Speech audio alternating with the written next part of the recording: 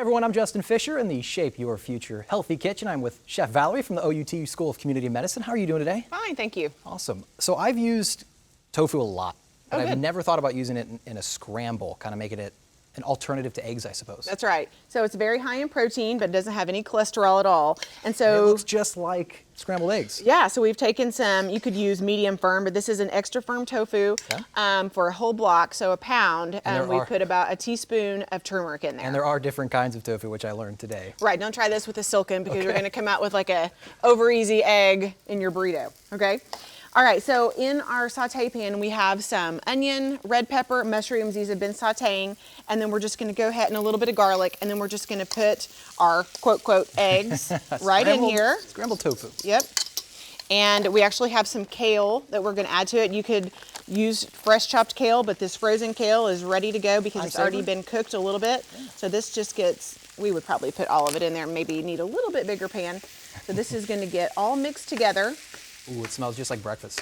Yes, and this is a wonderful thing that you can make for the week. So you can make a big batch of this for the week, prepping. put it in your refrigerator. You can even pre-make your burritos for the week, but it's also delicious over toast or whole wheat English muffins. However you would typically use scrambled eggs. That's right, Okay. that's right. So with our whole grain tortilla, we're gonna lay that out on the plate. Oh, it's super soft. This is going to get some of our mixture.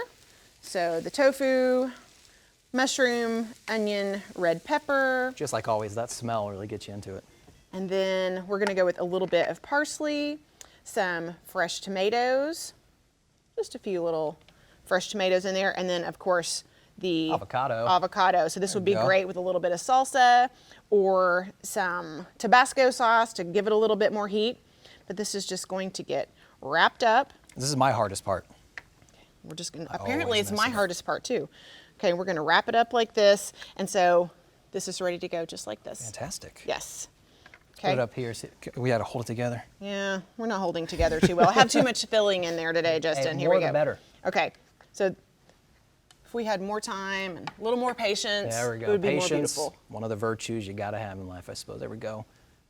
See if we can get this up. Like, I can't put into words how it looks like scrambled eggs. It is crazy That's how it looks incredible. like. Do you have a big bite there for I'm gonna have a huge bite. Okay. Excuse me.